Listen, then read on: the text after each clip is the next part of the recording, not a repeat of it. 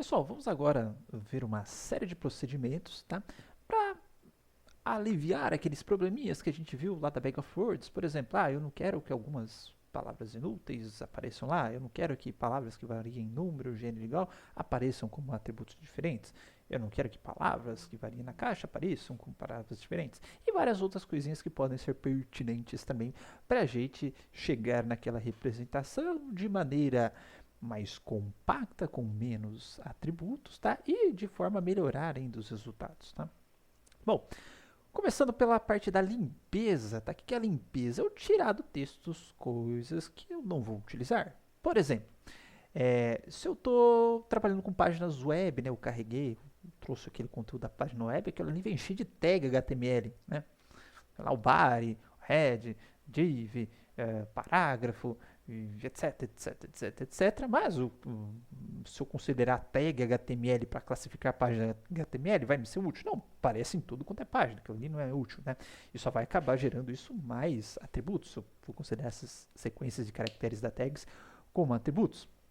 Eu não quero, então, se eu estou trabalhando com página web, por exemplo, eu posso remover as tags HTML.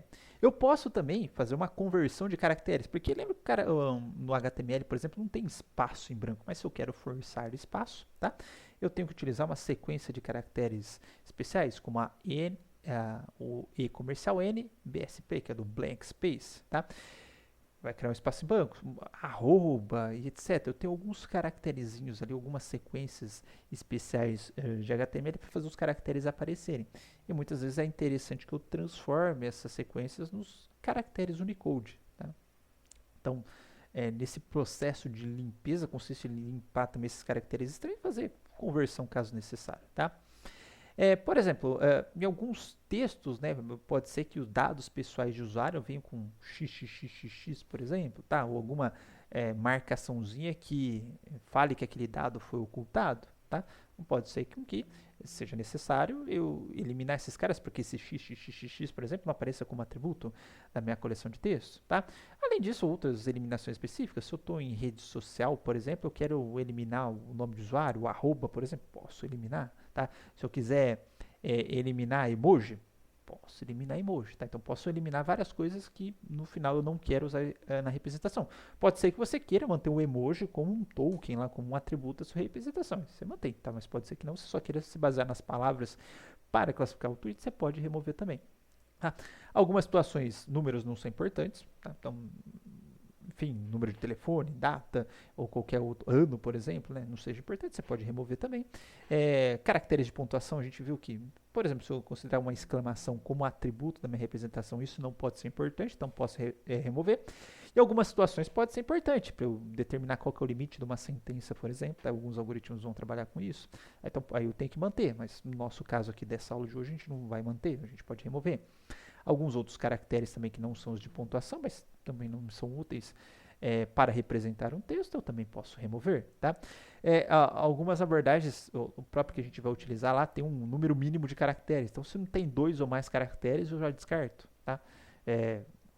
Nesse caso também ele já quebra um galho, por exemplo, que artigo ou as em português, por exemplo, já cai fora, tá? Mas enfim, para se escapar um caractere avulso, ou ter um caractere avulso, mesmo vai ser difícil um único caractere ser capaz de discriminar um texto ou ser útil para discriminar. Isso daí já pode ser eliminado também. Uh, Termos pouco discriminativos eu posso remover. Então, por exemplo, os artigos, as preposições, né, os artigos, no caso, os, uma, uns, umas, não me ajuda nada a calcular a similaridade, falar se dois textos são parecidos ou não, ou se eles são das mesmas categorias, da mesma categoria ou categorias diferentes. Preposições, do, em, neste, nela, verbos de estado, ser, estar, permanecer, ou alguns outros verbos também, de ação, né? Ele me ajuda a discriminar texto, tá? Eu posso remover. E normalmente, tá? Se tem uma lista já com essas palavrinhas, tá? Para na hora que você está fazendo aquela análise, vou pegar cada terminho aqui da minha coleção de documentos, tá? E vou jogar lá para o dicionário se ele não apareceu ainda. Eu posso consultar esta lista, que é chamada de lista de stop words, tá? Ou stop list, e verificar se esse termo está na lista. Se tiver, eu não jogo ele para o dicionário, tá? Então, a stop word, tá? A lista de stop words ou a stop list ela vai ter a função de que as palavras que eu colocar dentro dessa stop list não vão aparecer lá na minha representação. Então a gente vai trabalhar com esse conceito aqui. Em alguns domínios também a gente pode ter uma stop list específica, além de todas essas que a gente considerou. Por exemplo, se eu estou no domínio jurídico, tá? Artigo, lei, código, etc., vão aparecer tudo quanto é documento. Não vai me ser útil esses termos aí para distinguir um documento de outro. Eu posso colocar essas palavras lá, por exemplo. Tá? Tem também a questão aí, por exemplo, tem algum tipo de processamento que a gente vai ver lá para frente que eu consigo determinar se uma palavra é um verbo, se ela é um artigo, se ela é uma preposição, enfim, eu falo, eu só quero manter aqui na minha representação adjetivos, substantivos. Tá? Você pode ter isso e eliminar tudo o resto, por exemplo, preposições, verbos, etc. Então posso limpar do meu texto palavras com essa função sintática. Tá? E a partir desse momento, tá, que a gente faz essa limpeza, então eu coloquei um pequeno exemplinho, tá, que agora eu gerei a minha bag of words, removi os números dela, tá, removi os caracteres de pontuação, não parece, e removi os stop words, tá, então nem lembro o que eu tinha, is, a, o que mais que a gente tinha de bom aqui, ó, in, is, acho que o make caiu fora também, o a caiu fora, o can, o come, eu acho que caiu fora também. O come não, ficou, mas o can caiu fora, tá? E perceba que aqui eu tenho após esse processo de limpeza, ó, eu saí de 18 atributos, tá? Fui para 9, ou seja, reduzi pela metade aqui o meu número de atributos.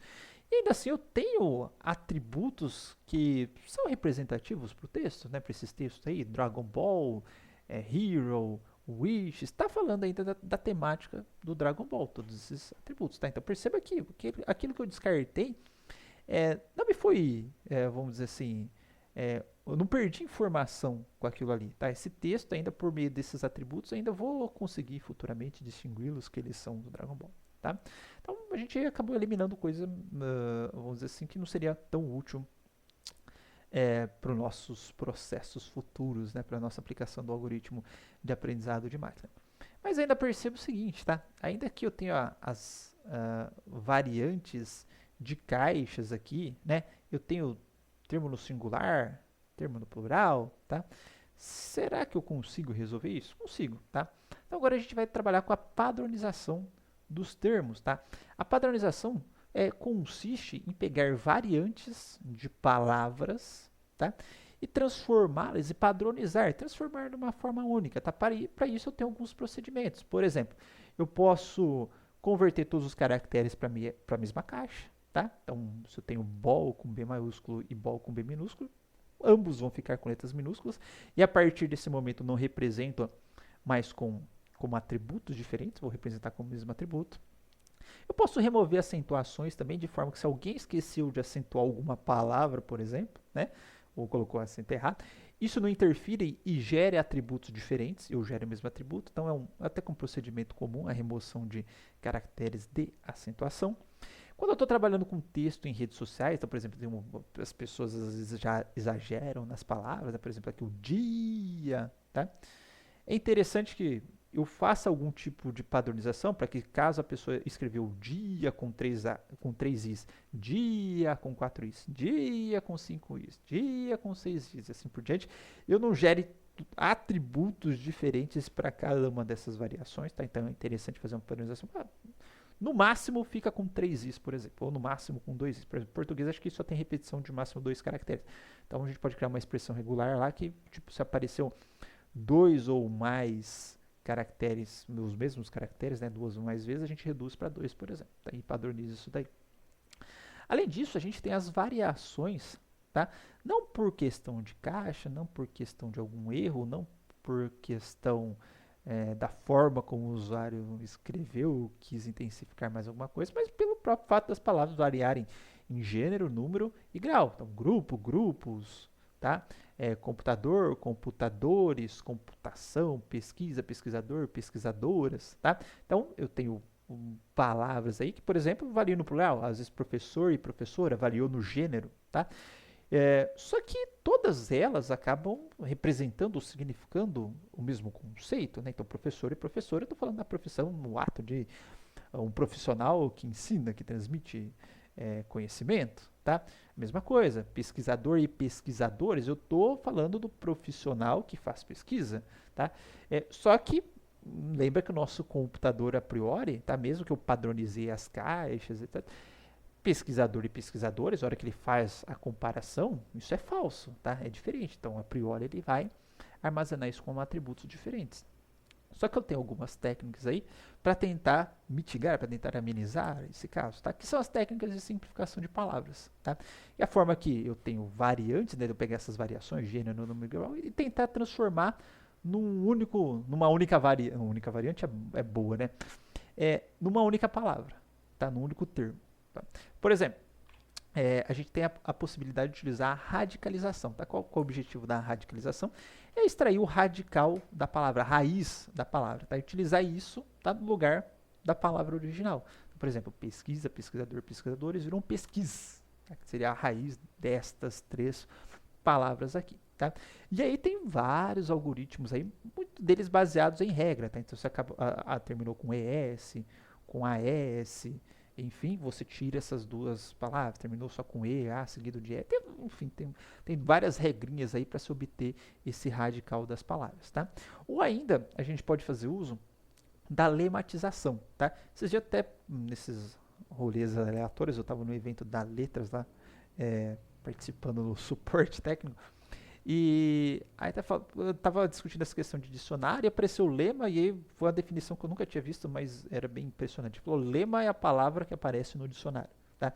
Então eu vou pegar todas essas variantes aí, e vou passá-las para a palavra que ocorre no dicionário, que tem a definição. Tá? Por exemplo, brasileiros, brasileira e brasileiro, brasileira vira brasileiro. Tá?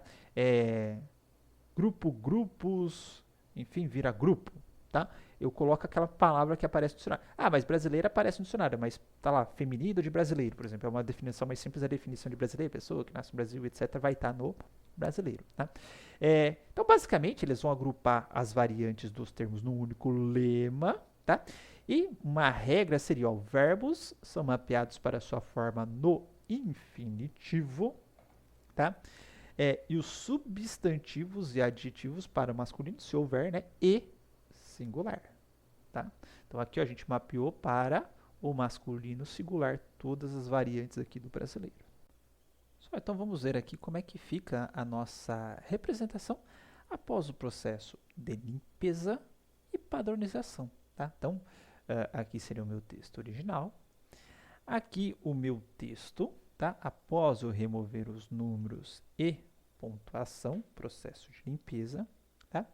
E após eu fazer a padronização das caixas e a radicalização das palavras, tá? Então, ó, limpei, mas ainda assim eu tinha Goku, Dragon Ball e etc. Com letras maiúsculas, ficaram todas minúsculas.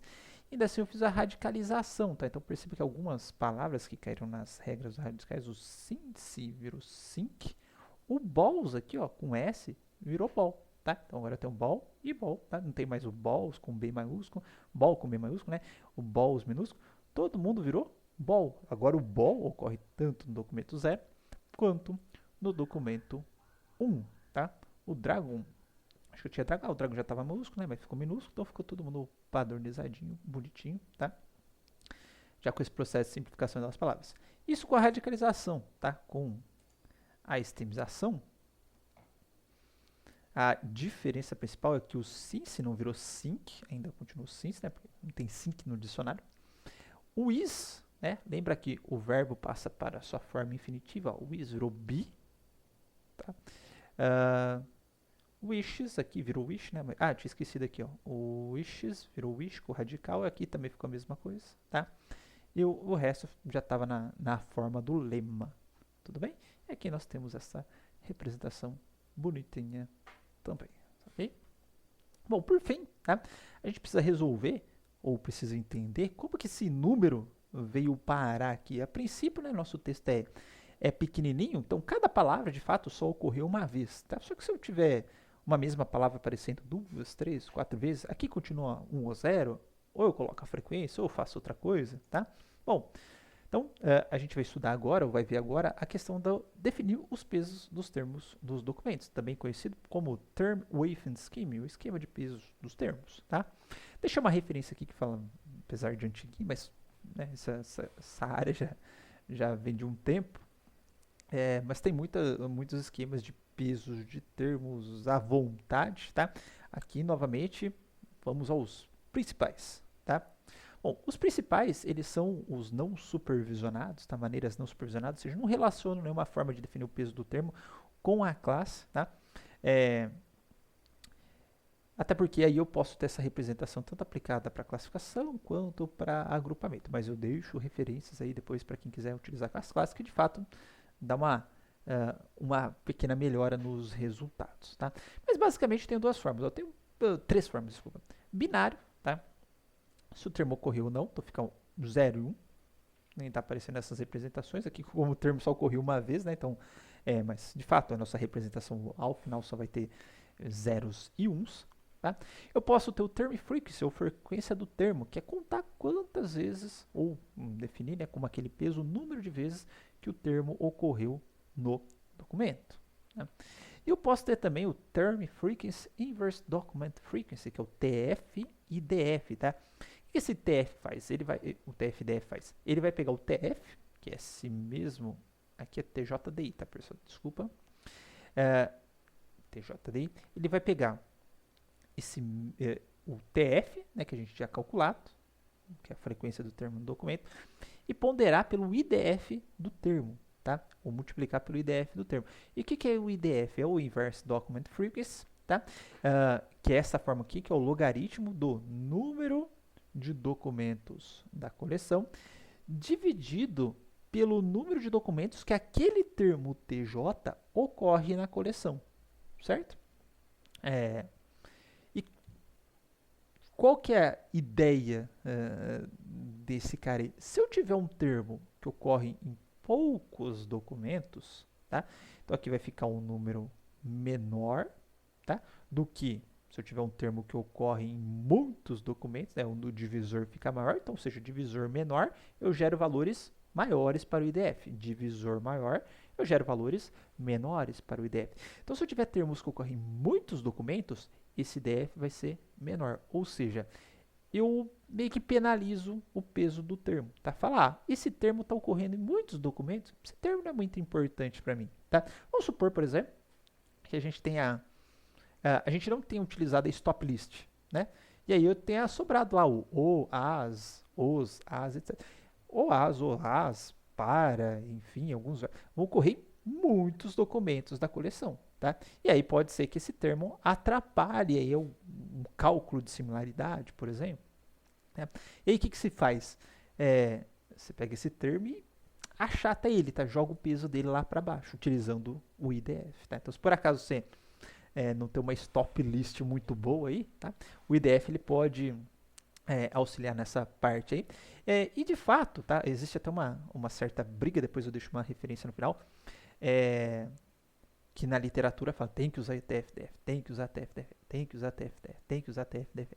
Mas o TF-DF em termos práticos, tá? O que se nota maior efeito nele é nos algoritmos que envolvem cálculo de similaridade. Então, você está fazendo cluster, agrupamento por meio de similaridade, vai gerar uma rede por meio de similaridade, cá vizinhos mais próximos, tá? Isso de fato o TF-DF tem um impacto muito bom, nos outros nem tanto. Então o livro que eu deixo no final para vocês faz até essa discussão aí do TF e TF-DF.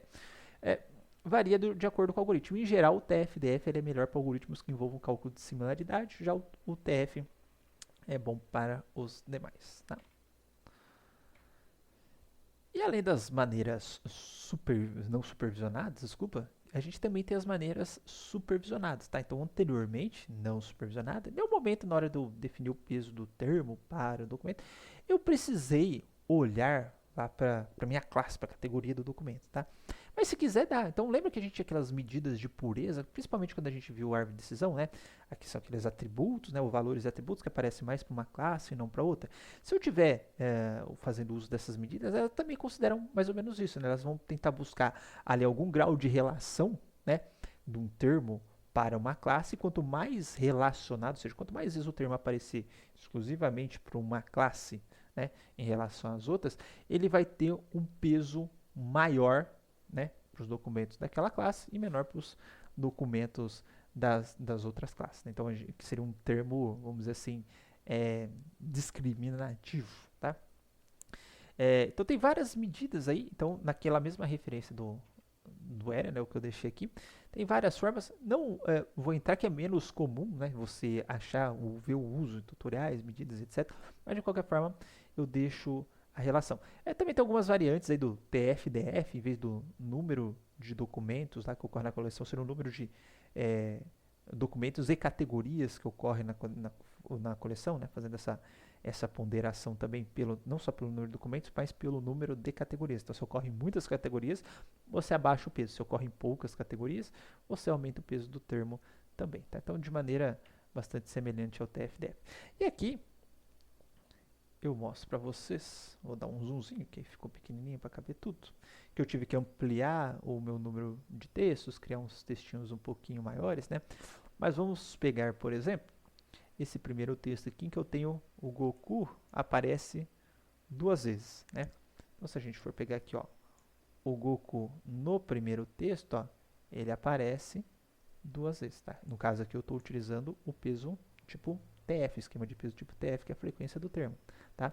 O termo ball aparece 2 vezes no documento. Então, apareceu balls e ball, mas por conta da minha padronização, né, ficou só ball.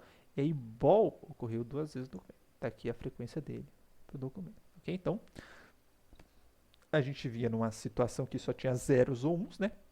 Mas o mundo vai muito além disso, tá? Em geral, o binário, ele é o menos, vamos dizer assim, utilizado, até porque, por questão que, vamos pensar o seguinte, né? Às vezes apareceu a palavra, uma vez a palavra esporte, por exemplo, futebol, tá? Num texto. Será que de fato aquele texto é sobre futebol ou futebol só apareceu? Normalmente quando o texto é sobre futebol, algumas palavras ocorrem, né? Mais que uma vez, né? Então no Campeonato Brasileiro, o São Paulo vai jogar pela próxima rodada do Campeonato Brasileiro, rodada, futebol, etc. Então tem algumas palavras que aparecem mais que uma vez, tá? Então, às vezes o TF, né, ele gera uma representação que acaba sendo mais discriminativa ou prover melhores resultados que sobe lá. Obviamente, você está na rede social, às vezes com um textinho curto, né, o TF, o binário, aí não faz tanta diferença entre os dois, né? Mas para textos maiores, aí já tem a diferença. É aquela questão do TF, TF-DF, né? Tem gente que bate firme que tem que usar TF-DF, tem gente que fala que pode usar o TF também. Eu deixo a referência do livro, que aí vocês leiam os motivos lá e cheguem às suas próprias conclusões. Eu, particularmente, com os experimentos que eu fiz até hoje, TF em casos gerais, TF-DF em casos que você precisa de cálculo de similaridade e que você também não tem uma stop list muito boa para eliminar aqueles termos ruins. No meu caso, tem uma stop list muito boa da ferramenta pretest desenvolvida no Labic. Tá? Já fiz vários experimentos com relação a isso. Depois, no final, eu mostro para vocês. Ok, pessoal? Bom, além dos pesos dos termos, né, a gente pode também, tá, para finalizar esta parte aqui de limpeza, padronização, seleção e peso dos termos, para chegar numa representação bag of words, que a gente só viu a bag of words, para chegar nessa representação bag of words mais concisa, eu posso também selecionar termos. Tá? O mecanismo de seleção de termos é basicamente, tá, se eu for fazer de maneira supervisionada, analisar os atributos e a relação desses atributos com as classes. Então, novamente, igual a gente viu na árvore de decisão, entropia, ganho de informação, etc. Eu posso fazer isso para, por exemplo, ranquear os atributos e só considerar os atributos melhor ranqueados, tá? E considerar só esses atributos na minha representação. Tá? Então, tenho 50 mil atributos. Eu posso aplicar, por exemplo, informação multa, entropia, Q quadrado, taxa de ganho, que a gente viu lá na árvore de decisão. É mais que a gente tinha visto. Gini index, né? Enfim, posso aplicar aquelas medidas para cada um dos atributos, verificar quais são os atributos com os melhores valores para aquela medida, ranquear de acordo com esse valor e poder falar que eram só os 1000 melhores atributos. Né? Então a gente pode fazer isso. Tem também análises por subconjunto de atributo, ou gerar subconjuntos, em vez de atributo por atributo, vamos gerando subconjuntos. e vou medindo isso, só que é um pouquinho mais complicado de se gerar esta combinação para gerar os conjuntos. E tem também os wrappers da vida, que você vai gerando subconjuntos e vai testando no próprio... wrapper não, desculpa. Tem os embarcados que o próprio algoritmo já faz a seleção, por exemplo, da árvore de decisão. Né? Na árvore de decisão você já teria vamos dizer assim, os melhores atributos para discriminar as classes. Tá? Então tem essas opções. Mas também tem as não supervisionadas. Tá? Vamos supor que eu tenho um caso que eu não estou trabalhando com classificação. Ou mesmo se eu estou trabalhando com classificação, eu posso aplicar esse tipo de seleção. Aqui eu deixo a referência do professor Bruno Nogueira. Tá? Ele fez um trabalho bastante extenso aí nessa parte de seleção de atributos de maneira não supervisionada. Vem, 2009, vem, mas vale até hoje, tá? Vai, confia que vale. Né? Então tem várias formas de fazer cortes baseado na frequência. Falar, vou descartar termos pouco frequentes, eu vou descartar termos muito frequentes, eu vou descartar termos que ocorram em poucos documentos da coleção, eu vou descartar termos que ocorrem em muitos documentos da coleção. Enfim, tem várias formas de fazer isso. Eu sempre basicamente uso uma muito básica aqui, que é o corte por frequência de documento mínima. Tá? Vamos pensar o seguinte, eu tenho um termo lá que só ocorre em um documento da coleção. Será que isso é útil para o meu aprendizado de máquina? Pô, só ocorreu aqui em um documento só. Não é frequente na coleção, não aparece em vários documentos. Não vai ser útil para discriminar as classes porque só apareceu em um documento. Tá? Generalizando, você pode até ser um pouquinho mais radical, falar, para mim se não apareceu em 5 documentos, para mim já não presta, tá? Ou se não apareceu em 5%, não presta, tá? Mas enfim, de maneira mais básica, pelo menos se não apareceu em 2 ou mais documentos, eu já desconsidero da minha representação, tá? E aqui só um exemplo bastante simples, ó. Eu considerei só o corte aqui por document frequency, ou seja, um termo, ele tem que ocorrer em 2 ou mais documentos da minha coleção, tá? Só de fazer isso, tá? E pegar aquela mesma representação que a gente tinha anteriormente aqui, ó, tinha 38 atributos, tá? Eu falei, ó, só vou considerar termos que ocorrem em 2 ou mais documentos, tá? Porque se aparecer um, não vai nem ser útil para calcular similaridade com ninguém, nada, porque só apareceu naquele documento, tá? Perceba que já caiu eu já esqueci, de 38 para 13 atributos, tá? E são, de fato, atributos ainda bastante significativos para o domínio agora. Lembrando que agora eu estou no domínio Dragon Ball e Cavaleiro. Eu preciso expandir para fazer este meu exemplo. Tá? No domínio Dragon Ball e Cavaleiros do Zodíaco, tá? Continuam atributos bastante representativos para ambos os domínios. Tudo bem, pessoal? Então é isso. Tá? Várias etapas aí de processamento, mas a gente já chegou numa solução bem legal, né? Palavras que significam a mesma coisa estão juntas, não tem mais variante de gênero no meio igual, não tenho palavras que não me ajudam nada a discriminar, eu tenho uma representação bem concisa aí para depois a gente dar sequência, tudo bem? No nosso processo de classificação.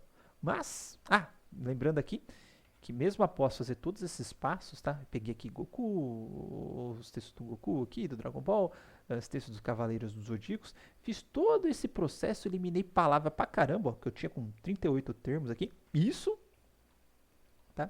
Porque eu já estou considerando eles todos padronizadinhos, bonitinhos, tá? Eu queria mostrar para vocês que mesmo após eu fazer esse corte por DF, etc, reduzindo pra caramba aquele número de termos, ó, os textos, tá, que são da mesma classe, que aqui está por ordem, o texto 0, 1 e 2, que são os textos de Dragon Ball, de Cavaleiro Zodíaco, desculpa, comecei Cavaleiro Zodíaco, comecei com Dragon Ball, tá? Os textos de 0, 1, 2, Dragon Ball, tá? Ainda continuam mais similares entre si aqui, quanto mais escura a cor, maior a similaridade, tá? E perceba que os textos de Dragon Ball com os textos do Cavaleiro Zodíaco já está quase branquinho aqui. Tem uma laranjinha um pouquinho mais forte, deu alguma similaridade de algum termo, tá? Acho que provavelmente é o save aqui, ó, save, time, tá? Apareceu algumas palavras em comum.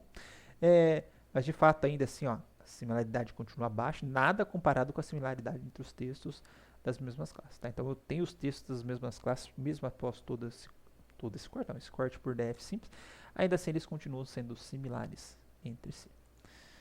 Beleza, pessoal? E agora nós vamos ver algumas outras possibilidades aí de representação, ainda utilizando o modelo espaço vetorial, tá? E depois disso nós já entraremos aí na fase das implementações. Vou pegar esse emaranhado de coisas que eu falei até agora, mais o que eu vou falar, e a gente vai implementar tudo isso e rodar os algoritmos de classificação. Tá? Então, até lá.